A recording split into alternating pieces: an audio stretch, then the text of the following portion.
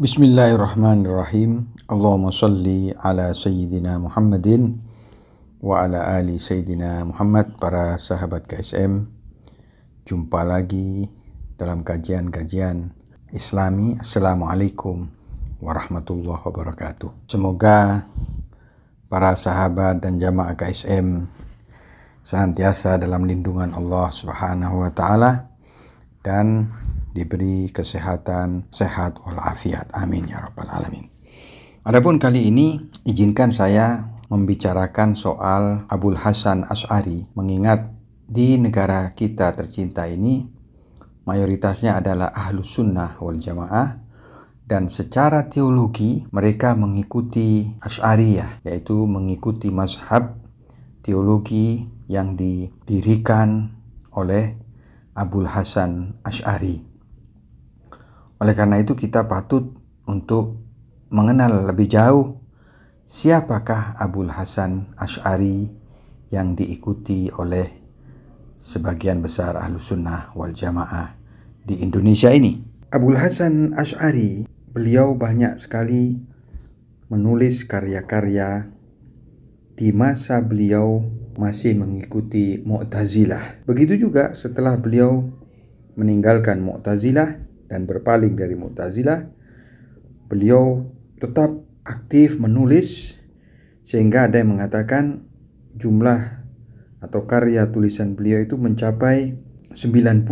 Adapun mengenai biografi dan kehidupan Abul Hasan Asy'ari, disebutkan bahwasanya beliau ini adalah dari keturunan Abu Musa Asy'ari. Abu Musa Asy'ari adalah sahabat Rasulullah Shallallahu Alaihi Wasallam dan juga sempat menjadi wakil daripada Ali bin Abi Thalib dalam peristiwa arbitrase perang Siffin. Pada tahun 260 Hijriyah, Abul Hasan Asy'ari dilahirkan di Basrah, di mana Basrah ini salah satu wilayah Irak saat ini. Namun sebagian besar umurnya itu dilewati di Baghdad. Di saat beliau masih muda, beliau adalah di antara orang yang begitu loyal dan patuh terhadap ajaran Mu'tazilah. Beliau berguru dari ustadz Mu'tazilah, di antaranya Jubai. Dari Jubai inilah beliau belajar usul aqaid, yaitu prinsip-prinsip teologi daripada Jubai. Di sepanjang usia mudanya itu, Abul Hasan Asy'ari itu sangat membela dan mempertahankan dasar-dasar akidah Mu'tazilah. Banyak sekali menulis kitab-kitab terkait dengan pembelaannya terhadap ajaran Mu'tazilah. Namun ketika usia Abul Hasan Asy'ari menginjak 40 tahun, beliau mulai meragukan kebenaran pikiran-pikiran dan keyakinan-keyakinannya. Sempat juga beliau terlibat perdebatan dengan Jubai, yaitu gurunya, dan Jubai ini adalah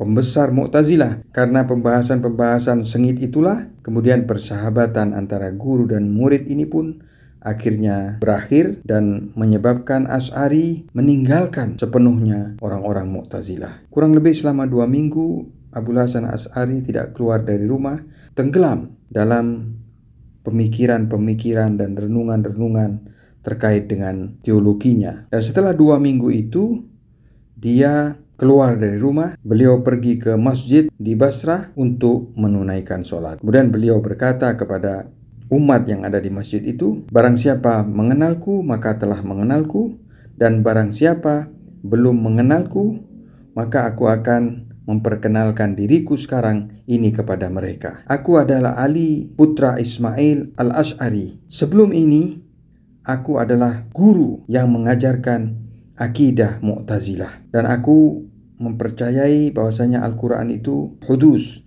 yaitu baru. Aku juga mengingkari kemungkinan perjumpaan atau melihat Allah Subhanahu wa ta'ala di akhirat kelak. Saksikanlah bahwa mulai saat ini aku sudah berpaling daripada dasar-dasar teologi Mu'tazilah. Aku dengan keyakinan yang sepenuhnya, aku telah meninggalkan akidah Mu'tazilah ini. Sejak saat itulah Abul Hasan Asy'ari memerangi pemikiran-pemikiran Mu'tazilah, dan Abul Hasan Asy'ari mulai mencoba untuk merobohkan istana-istana pemikiran teologi Mu'tazilah satu demi satu.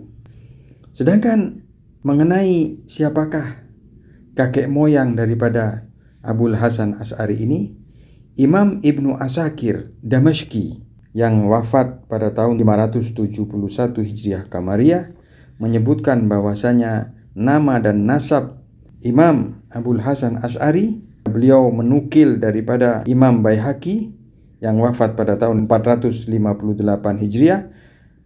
Imam Ibnu Asakir mengatakan bahwasanya Abul Hasan Asy'ari adanya Ali, putra dari Ismail, putra daripada Ishaq. Ishaq ini memiliki kunyah Abu Bashar. Kemudian Ishaq putra Salim, dan Salim adalah putra Ismail.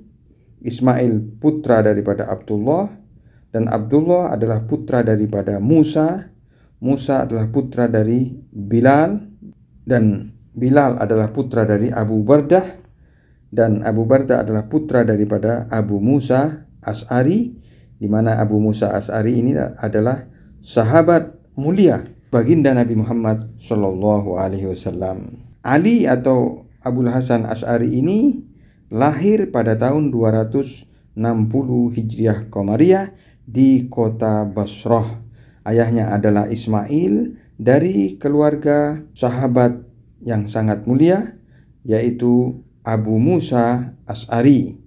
Dan setelah Abul Hasan Asy'ari berusia 10 tahun, ayah beliau itu meninggal dunia, dan Ismail, yaitu ayah daripada Abul Hasan Asy'ari ini, menitipkan putranya itu kepada temannya yang bernama Zakaria Ibnu Yahya Saji yang wafat pada tahun 285 Hijriah Qamariyah. Dia titip agar anaknya itu dididik dan dibimbing oleh teman yang bernama Zakaria Ibnu Yahya Saji tersebut. Beliau adalah salah seorang muhaddis dan pemuka Ahlus Sunnah wal Jamaah. Kemudian ibu daripada Abul Hasan Asy'ari itu menikah lagi dengan salah satu pemuka Mu'tazilah yang bernama Abu Ali Jubai, dan setelah itulah maka Abul Hasan Asy'ari selama kurang lebih 30 tahun dibimbing ayah tirinya, yaitu Jubai. Dari sinilah beliau mengenal teologi Mu'tazilah. Selama itulah Abul Hasan Asy'ari mempelajari ilmu hadis, fikih dan usul fikih di sisi para muhaddisin dan para fuqaha.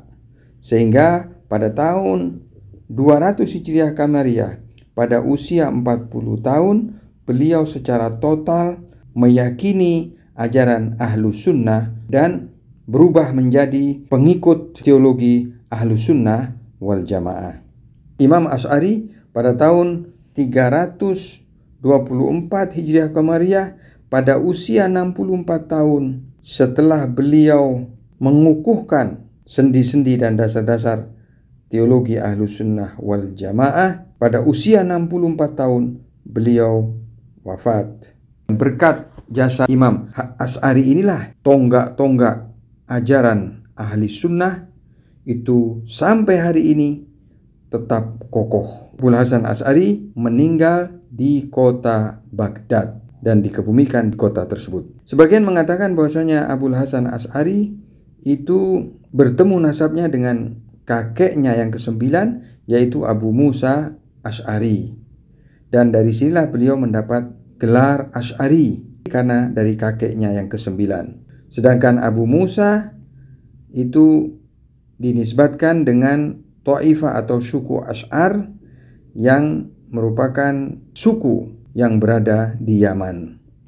Adapun mengenai keutamaan kabilah Asy'ar ini, dalam sebuah hadis yang diriwayatkan oleh Hakim disebutkan bahwasanya tatkala ayat 54 surat Maidah itu turun, Nabi Muhammad SAW dalam keadaan menunjuk dengan tangan beliau ke arah Abu Musa Asy'ari, beliau berkata, "Hum qaumuka ya Aba Musa." Artinya, kaum yang disebutkan oleh Allah dalam ayat 54 ini adalah kabilahmu wahai Abu Musa. Di hadis lain Nabi Muhammad SAW mengenai kaum Abu Musa, beliau berkata, fahum minni wa ana minhum. Mereka dari aku dan aku dari mereka. Ini diriwayatkan oleh Syaikhan. Ya ayyuhalladzina amanu man yartadda minkum an dinihi fasawfa ya'ti Allahu biqaumin yuhibbuhum wa yuhibbunahu azillatin 'alal mu'minina a'izzatin 'alal kafirin yujahiduna fi sabilillah wa la yakhafuna lawmata laim dzalika fadlullahi yu'tihi man yasha wallahu wasi'un alim. Sedemikian tinggi kemuliaan dan karamah Abul Hasan Asy'ari ini sehingga kakek beliau yang bernama Abu Musa Asy'ari itu begitu dekat dengan baginda Nabi Muhammad SAW dan menjadi sahabat yang dekat dan dicintai oleh Nabi Muhammad SAW. Walaupun kemuliaan kakek itu akan berguna apabila cucu-cucunya juga memiliki kemuliaan. Bukan hanya mulia karena kakeknya, tetapi Abul Hasan Asy'ari ini juga memiliki keutamaan dan kemuliaan yang luar biasa yang diwarisi dari kakek beliau yaitu Abu Musa Asy'ari. Adapun mengenai bagaimana Abul Hasan Asy'ari berpaling dari ajaran Mu'tazilah, dikatakan bahwasanya Abul Hasan Asy'ari ini sejak muda itu beliau belajar teologi Mu'tazilah dari Abu Ali Jubai. Dikarenakan kecerdasan kan potensi intelektualitas yang dimiliki oleh Abul Hasan Asy'ari ini, dalam waktu yang cukup singkat beliau telah dapat menghafal dan memahami kesemua poin-poin penting ajaran Mu'tazilah. Sedemikian cepatnya Abul Hasan Asy'ari menguasai ajaran atau teologi Mu'tazilah sehingga beliau dikategorikan sebagai pemuka Mu'tazilah di zaman itu.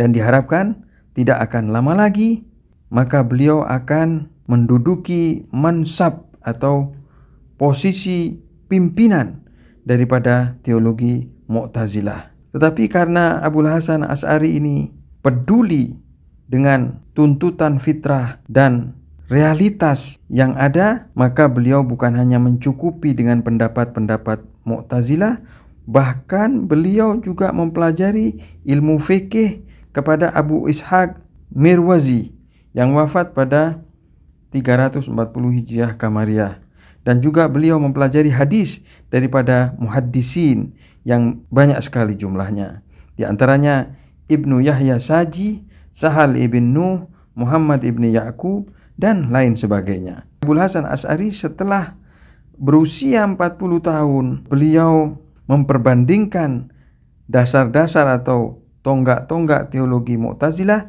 dengan ayat-ayat Quran dan hadis Nabi Muhammad SAW. Dan disitulah beliau menyaksikan kontradiksi dan pertentangan antara Al-Quran, hadis, dan teologi Mu'tazilah.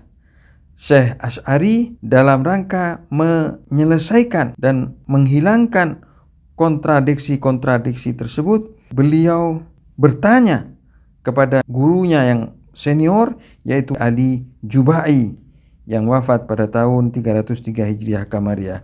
Akan tetapi ustadznya tersebut dalam menjawab pertanyaan-pertanyaan Asy'ari, beliau seperti tidak mampu menjawab pertanyaan Abul Hasan Asy'ari.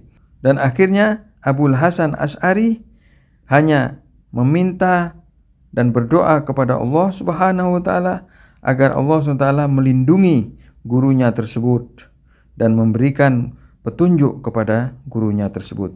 Sehingga sampailah berita gembira di mana Abul Hasan Asy'ari bermimpi didatangi Nabi Muhammad, yang mana beliau bersabda, "Alaika bisunnati," katanya. Nabi Muhammad berpesan kepada Abul Hasan Asy'ari, hendaknya engkau memedang sunnah-sunnahku. Dalam mimpinya itu beliau bermimpi Nabi Muhammad menekankan, jangan kau tinggalkan sunnah-sunnahku. Dari sinilah Abul Hasan Asy'ari meyakini bahwa Nabi Muhammad langsung menyelamatkannya daripada kebingungan dan keraguan serta syubhat dan menunjukkan jalan yang benar kepadanya. Sahabat KSM, cukup di sini dahulu pembahasan kita soal Abul Hasan Asy'ari. Insyaallah kita akan lanjutkan kisah-kisah dan perjalanan hidup daripada Abul Hasan Asy'ari di lain kesempatan. Wabillahi taufiq wal hidayah. Wassalamualaikum warahmatullahi wabarakatuh.